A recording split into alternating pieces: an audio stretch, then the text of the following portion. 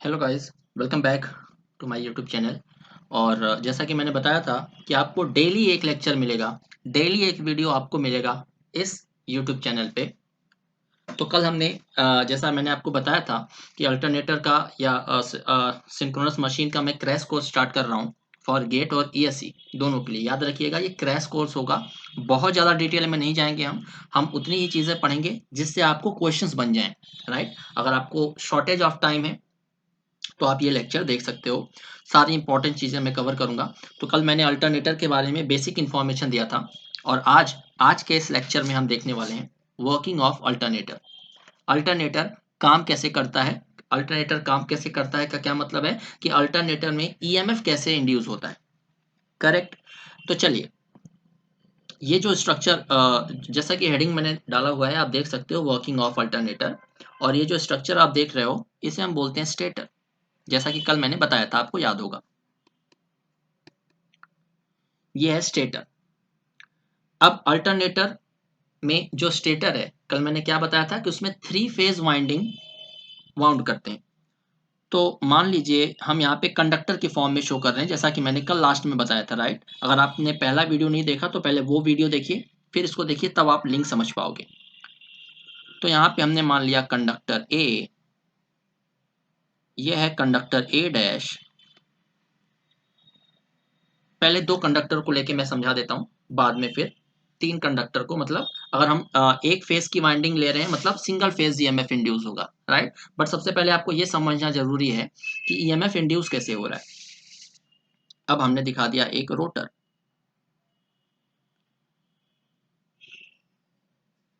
जो red colour का ये डंबल टाइप का स्ट्रक्चर दिख रहा है ना आपको, इसे बोलते हैं रोटर।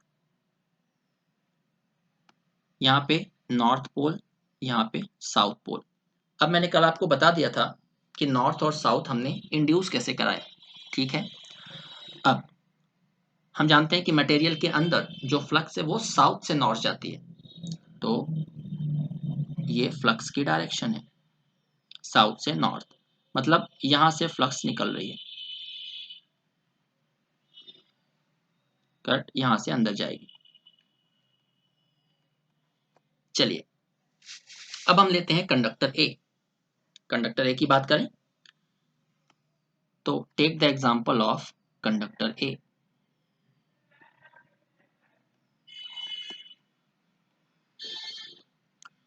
कंडक्टर ए का पोजीशन है कुछ इस तरह से, ये है कंडक्टर ए।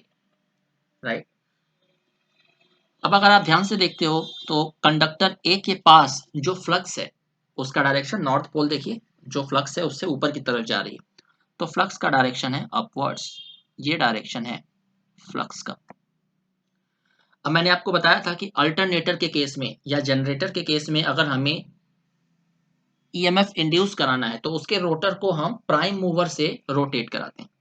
तो मान लीजिए इसका जो रोटर है उसको हम प्राइम मूवर से कनेक्ट कर रहे हैं और क्लॉकवाइज रोटेट करा रहे हैं। अगर हम क्लॉकवाइज रोटेट कराते हैं तो ये जो रोटर है, आप भूलिएगा नहीं, ये जो रेड कलर का स्ट्रक्चर आपको दिख रहा है ये इसे रोटर बोल रहे हैं हम। तो इसी रोटर को हम बाहर से एक प्राइम मूवर कनेक्ट करके उसे रोटेट करा रहे हैं क्लॉकवाइज। मतलब ये जो रोटर है वो इस डायरेक्शन में जा रहा है, करेक्ट। तो इसके रिस्पेक्ट में जो कंडक्टर ए है उसकी डायरेक्शन क्या होगी, इस डायरेक्शन में, ऑपोजिट डायरेक्शन में जाएगा। राइट, अगर आप ऐसा एग्जांपल ले रहे हो तो मैं आपको एक प्रैक्टिकल एग्जांपल देता हूँ। मान लीजिए आप एक ट्रेन में जा रहे हो, तो ये जो आपको रोटर है, इसको मानिए कि ये ट्रेन है, उसमें आप बैठे हुए हो, और ये जो कंडक्टर ए है ये मानिए एक पेड़। तो ट्रेन जब आगे की तरफ जा रही होती है तो पेड़ आपको क्या लगता है किस डायरेक्शन में जा रहा है, पीछे की तरफ। बट एक्चुअल में क्या पेड़ मूव कर रहा है, नहीं। सेम उसी तरह से जब रोटर क्लॉकवाइज डायरेक्शन में रोटेट कर रहा है तो टेंजेंशियल डायरेक्शन क्या हुई, कुछ इस डायरेक्शन में। But with respect to rotor जो कंडक्टर ए है वो ऑपोजिट डायरेक्शन में जाता हुआ दिखाई देगा, जैसा कि मैंने आपको ट्रेन वाला एग्जांपल दिया। तो फ्लक्स की डायरेक्शन अगर ऊपर है तो मोशन ऑफ कंडक्टर क्या होगा, ये डायरेक्शन में,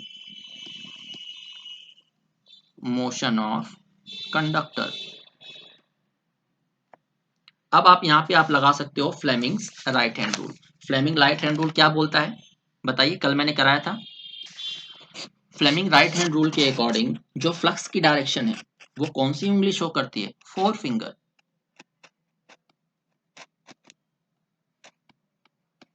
right. Motion of conductor, conductor किस डायरेक्शन में मूव कर रहा है, ये कौन सी उंगली शो करती है, थंब, राइट। तो अपने फोर फिंगर को इस डायरेक्शन में रखिए, फ्लक्स के डायरेक्शन में, और जो आपका कंडक्टर का डायरेक्शन है उस डायरेक्शन में अपना थंब रखिए। तो आपकी जो सेंटर फिंगर है वो आप देखिए किस डायरेक्शन में है, ऑन द पेपर, मतलब पेपर के अंदर जा रही है या पेपर से बाहर आ रही है। तो यहाँ पे क्या होगा, पेपर के अंदर जा रही है। आप यहाँ से तो मैं बता नहीं सकता, बट आप खुद से अपनी फोर फिंगर को फ्लक्स के डायरेक्शन में रखिए, और जो मोशन ऑफ कंडक्टर है उसको थंब की डायरेक्शन में, थंब को मोशन ऑफ कंडक्टर के डायरेक्शन में रखिए। तो जो सेंटर फिंगर है वो पेपर के अंदर जाती हुई दिखाई दे रही है। इसका मतलब करंट इस कंडक्टर से अंदर की तरफ जा रही है, तो यहाँ पे क्या आएगा, क्रॉस, करेक्ट। सिमिलरली यहाँ पे आ गया क्रॉस, यहाँ पे कंडक्टर ए में आ गया क्रॉस, मतलब करंट अंदर की तरफ जा रही है। तो ये तो श्योर है कि कॉइल को हमने ए और ए डैश से ऐसे ऐसे गोल गोल वाउंड किया है, तो कंडक्टर ए से करंट अंदर की तरफ जा रही है, तो कंडक्टर ए डैश से करंट क्या होगी, बाहर आएगी। तो उसे भी देख लेते हैं। कंडक्टर ए डैश का एग्जांपल ले लीजिए, कंडक्टर ए डैश का एग्जांपल दिखा देता हूं आपको। फ्लक्स क्या है, ऊपर की तरफ, आप चेक कर सकते हो फ्लक्स की डायरेक्शन वही है अभी भी। और हम इस रोटर को क्लॉकवाइज रोटेट करा रहे हैं, तो टेंजेंशियल डायरेक्शन क्या होगी, कुछ इस तरह से। तो रोटर के रेस्पेक्ट में जो कंडक्टर ए डैश है वो इस डायरेक्शन में मूव करेगा, तो मोशन ऑफ कंडक्टर।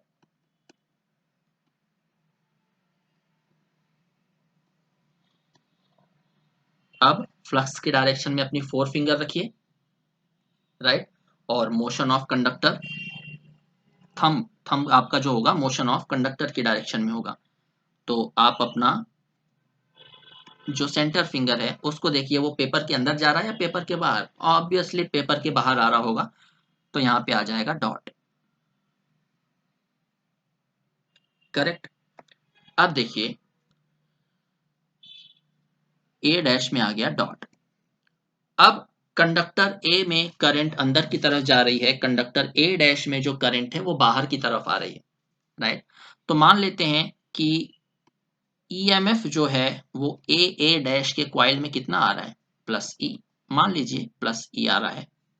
इसको मैं बताऊंगा कैसे हम ईएमएफ निकालते हैं दोनों कॉइल्स का, बट मान लीजिए कि अगर हमारा रोटर इस पोजीशन पे है, तो जो कॉइल ए डैश है उसमें, सॉरी, जो कॉइल ए डैश है उसमें जो ईएमएफ आएगा वो प्लस ई आ रहा है, राइट। वो कैसे आएगा वो मैं आपको बता दूंगा, पहले एक बार थोड़ा सा समझने की कोशिश करिए। अब मैंने आपको बताया कि जो रोटर है उसको हम क्लॉकवाइज रोटेट करा रहे हैं कुछ इस डायरेक्शन में with the help of prime mover. तो आप मुझे बताइए कि कभी ना कभी तो जो रोटर है उसकी डायरेक्शन, उसकी पोजीशन कुछ यहाँ पे आएगी, राइट। जब पोजीशन यहाँ पे आएगी तो नॉर्थ यहाँ पे आ जाएगा, साउथ यहाँ पे आ जाएगा, करेक्ट। तो अब मुझे बताइए क्या फ्लक्स लिंक कर रही है इस पोजीशन पे, जब हमारा नॉर्थ पोल यहाँ पे आ चुका है, साउथ पोल यहाँ पे आ चुका है, तो कंडक्टर ए और ए डैश से कोई भी फ्लक्स लिंक नहीं कर रही है, राइट। तो ईएमएफ क्या होगा, जीरो। तो इसको पोजीशन टू मान लीजिए।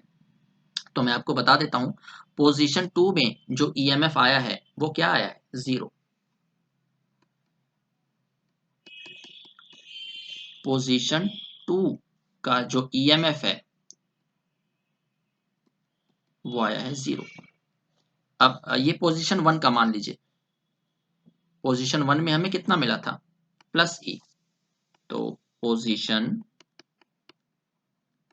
वन जब रोटर हमारा अपने पहले पोजीशन पे था, तब जो क्वाइल ए डैश में ईएमएफ था वो था प्लस ई। चलिए अब ऐसा इमेजिन करिए कि जो रोटर है वो कंटिन्यूअसली क्लॉकवाइज डायरेक्शन में रोटेट कर रहा है, तो कभी ना कभी तो ऐसी पोजीशन आएगी कि ये जो साउथ पोल है वो ऊपर चला जाएगा, नॉर्थ पोल नीचे आ जाएगा, राइट। इमेजिन करिए कि वो रोटेट कर रहा है भाई। तो अब पहली पोजीशन याद करिए, पहली पोजीशन स्टार्टिंग पोजीशन में क्या था, जो कंडक्टर ए था वो नॉर्थ पोल के अंदर था, कंडक्टर ए डैश जो था वो साउथ पोल के अंदर था। अब इस पर्टिकुलर पोजीशन पे क्या हो रहा है, इस पर्टिकुलर पोजीशन में जो कंडक्टर ए है अब वो साउथ पोल के अंदर है, जो कंडक्टर ए डैश है अब वो नॉर्थ पोल के अंदर है, पोल रिवर्स हो गए, तो करंट का डायरेक्शन भी चेंज हो जाएगा। आप फ्लेमिंग का राइट हैंड रूल लगा के देख सकते हो। तो अब यहाँ पे डॉट और क्रॉस इंटरचेंज हो जाएंगे, यहाँ पे आ जाएगा डॉट, यहाँ पे आ जाएगा क्रॉस। जो करंट का डायरेक्शन है वो फ्लो होना चेंज हो चुका है, राइट। तो ईएमएफ भी नेगेटिव आ जाएगा इस पोजीशन पे। ईएमएफ एट पोजीशन 3, पोजीशन 3 पे जो ईएमएफ है वो आ जाएगा माइनस ई, क्योंकि भाई जो नॉर्थ और साउथ पोल इंटरचेंज हो चुके हैं तो करंट का डायरेक्शन भी चेंज हो गया, करंट का डायरेक्शन चेंज हो गया मतलब ईएमएफ रिवर्स हो चुका है, नेटवर्क है सिंपल ये। चलिए अब इसको और रोटेट कराइए, तो अब और क्लॉकवाइज अगर रोटेट करते हैं जो पोल्स हैं तो क्या होगा, अब यहाँ पे आपका आ जाएगा साउथ पोल, यहाँ पे आ जाएगा नॉर्थ पोल, राइट। तो अब फिर से आप देख सकते हो कि जो नॉर्थ और साउथ पोल है उनकी जो फ्लक्स है वो लिंक नहीं कर रही या जो कट नहीं कर रही है कंडक्टर ए और ए डैश को, तो क्या होगा, पोजीशन 4 पे ईएमएफ कितना हो जाएगा, 0। पोजीशन 4 पे ईएमएफ आ गया 0। चलिए अब ये कंटिन्यूअस रोटेट कर रहे हैं तो कभी ना कभी तो ये यहाँ मूव कर जाएगा, ये यहाँ मूव कर जाएगा, करेक्ट। अब मुझे एक चीज बताइए, साउथ पोल फिर से चेंज हो जाएगा, यहाँ पे नॉर्थ आ जाएगा, यहाँ पे साउथ आ जाएगा, ये कौन सी पोजीशन आ गई, फिर से रोटर घूम के उसी डायरेक्शन में पहुंच गया जिस पोजीशन पे पहले था, करेक्ट है। तो ये हमें फिर से पहली पोजीशन मिल चुकी है गाइस। तो पहले पोजीशन में ईएमएफ ई था, तो हम इसे अगर पोजीशन 5 मानते हैं तो इस पे ईएमएफ कितना आ रहा है, प्लस ई, मतलब रोटर घूम के फिर से अपने उसी पोजीशन पे पहुंच चुका है। तो जो पोजीशन 5 है वो पोजीशन 1 ही है एक तरह से, राइट। आपको समझ में आ रहा होगा। तो चलिए अब सभी ईएमएफ को हम प्लॉट करते हैं, सभी ईएमएफ को हम ट्राई करते हैं प्लॉट करने का।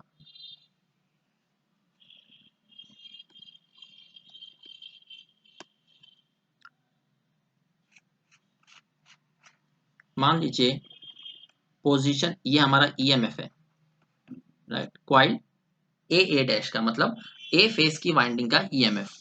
पोजीशन ए पे जो ईएमएफ है वो है प्लस ई, तो पॉजिटिव डायरेक्शन में ये प्लस ई आ गया। पोजीशन 2 पे 0 है तो यहाँ पे 0 आ गया। पोजीशन 3 पे माइनस ई है तो यहाँ पे आ चुका है ये माइनस ई, ये माइनस ई को रिप्रेजेंट कर रहा है, राइट। फिर से पोजीशन 4 पे क्या आ गया, 0, तो फिर से हम यहाँ पे आ गए 0 पे। पोजीशन 5 पे प्लस ई, तो फिर से हम यहाँ पे आ चुके हैं प्लस ई। तो अगर हम इनको ज्वाइन करें तो ध्यान से देखिएगा, अगर हम इसे ज्वाइन करते हैं सारे पॉइंट्स को अगर हम ज्वाइन कर रहे हैं तो ये एक साइनोसॉइडल वेव हमें मिलती चली जा रही है, राइट। और अल्टरनेटर क्या करता है, साइनोसॉइडल ईएमएफ को इंड्यूस करता है, तो हमें एक साइनोसॉइडल वेव मिल रही है या एसी ईएमएफ जनरेट हो रहा है या एसी वोल्टेज जनरेट हो रहा है। अब ध्यान दीजिएगा हमने यहाँ पे सिर्फ एक फेस की कॉइल लिया था, जब हम अपनी एनालिसिस कर रहे थे तो सिर्फ ए फेस की कॉइल हमने लिया था, यानी कि ए फेज की वाइंडिंग। तो हमें यहाँ पे क्या मिल रहा है, सिंगल फेज ईएमएफ मिल रहा है। अगर हम अपनी एनालिसिस में तीनों कॉइल्स ले लेते, दैट इज ये बी, ये बी डैश, यहाँ पे सी और यहाँ पे सी डैश, तो हमें क्या मिलता, थ्री फेज ईएमएफ, राइट। तो मैंने आपको सिर्फ समझाने के लिए अभी बताया था कि सिंगल फेज वाइंडिंग में हमें सिंगल फेज ईएमएफ कैसे मिलता है। अब आप थ्री फेज खुद से कैलकुलेट कर सकते हो। अब मुझे पता है कि आपको दो चीजों में डाउट आ रहा होगा। पोजीशन टू पे जो ईएमएफ है वो जीरो कैसे हुआ, तो अब मैं आपको बताता हूं। चलिए देखते हैं पोजीशन टू पे जो ईएमएफ है वो जीरो कैसे हुआ। चलिए, मैंने क्या बताया, मैंने सिर्फ ए फेज की वाइंडिंग ली थी।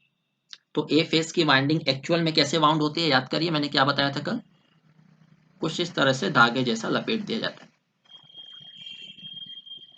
बीच से बिल्कुल क्या है, खोखला है।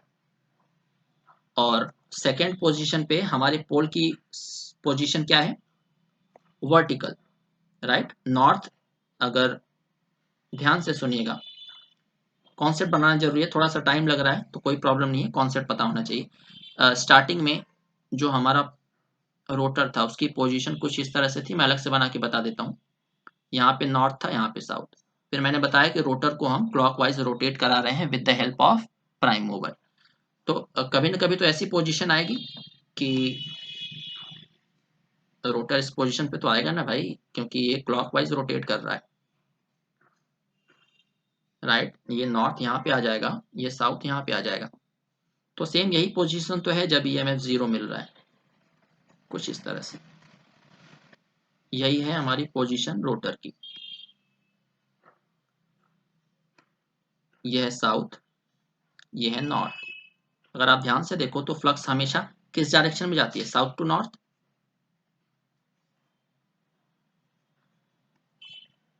अब आप देख रहे हो कि सारी की सारी फ्लक्स फेज ए वाइंडिंग के अंदर से जा रही है,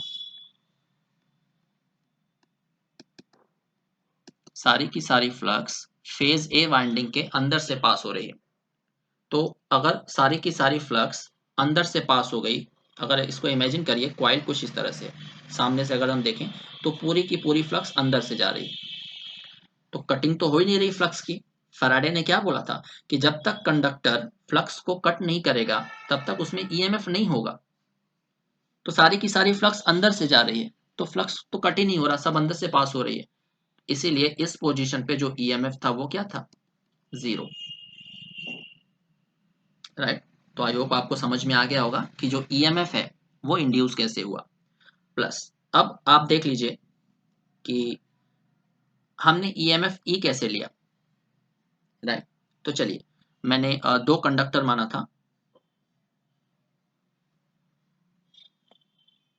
ध्यान से सुनिएगा। कंडक्टर में ईएमएफ कैसे इंड्यूस हुआ, ये क्वाइल है। मैं एक क्वाइल शो करके दिखा देता हूं।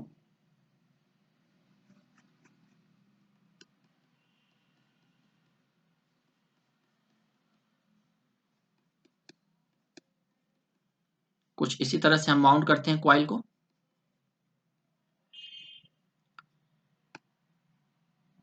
ये हमारा पहला कंडक्टर है, मान लीजिए कंडक्टर ए।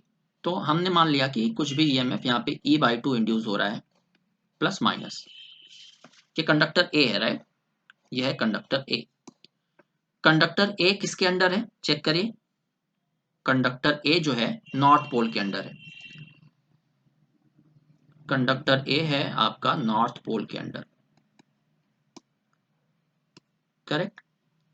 ये है कंडक्टर ए डैश, नीचे उसके जस्ट कंडक्टर ए डैश है। कंडक्टर ए डैश किस पोल के अंडर था, साउथ पोल के अंडर। देख लीजिए, कंडक्टर ए डैश आपका साउथ पोल के अंडर है।